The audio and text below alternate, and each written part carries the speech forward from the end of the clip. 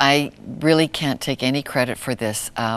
We got a phone call. I was sitting at my desk and picked up the phone, and it was the Prime Minister's office asking if he could come and make a statement on Listen Up TV on Easter, which, well, anyway, take a look at this, and we'll comment on it afterwards. Here's the Prime Minister of Canada on Easter Sunday.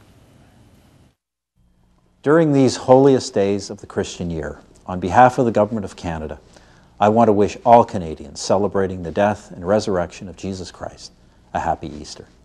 From the earliest period of exploration and settlement to our own day, Christian believers have made an indispensable contribution to the history of Canada.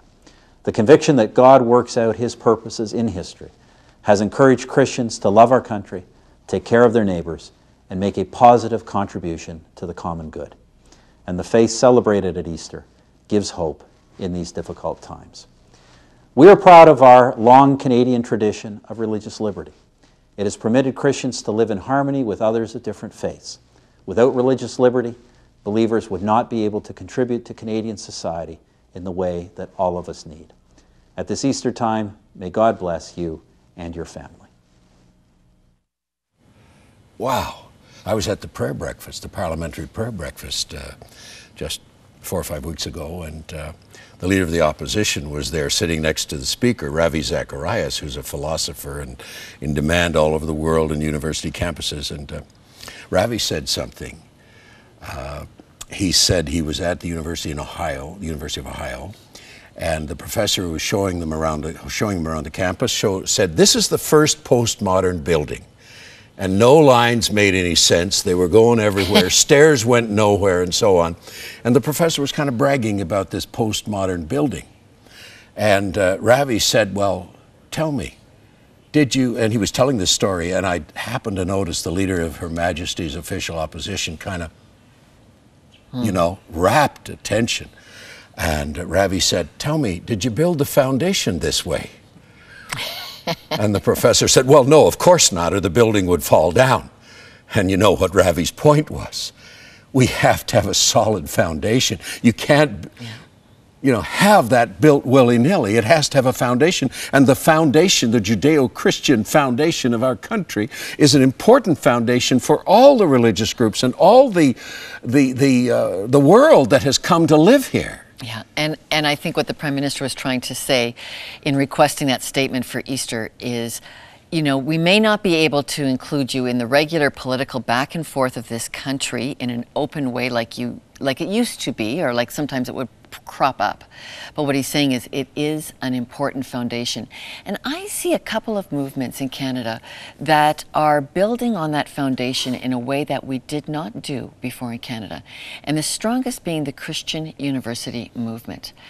You know, when the government announced its bailout package, it had a large stimulus in there for education. And I was thrilled to hear 6 Christian universities getting, you know, some over $1 million from the Government of Canada to build that foundation.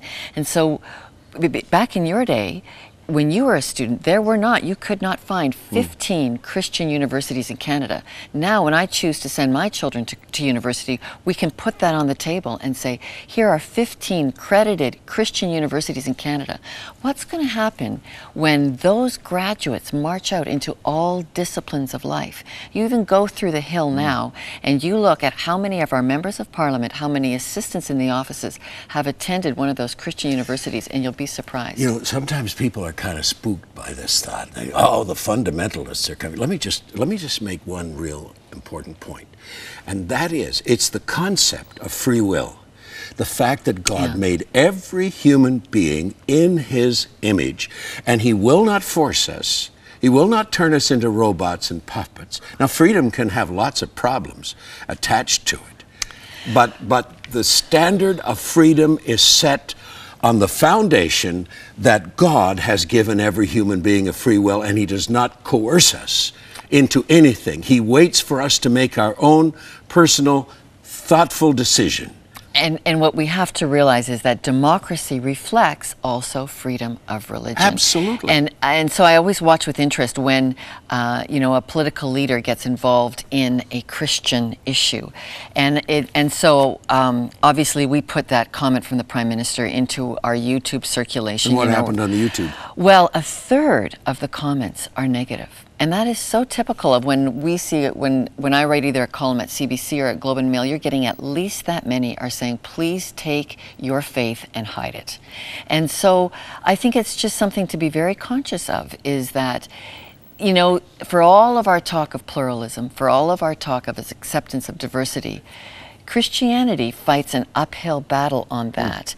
And we just need to be conscious that organizations like 100 Huntley Street need to be cared for, protected, grown, and keep pushing it. As you know, this place is about much more than just a few of us who've had a great history here. There's a beautiful voice and a piece of the cultural landscape that we just need to keep growing.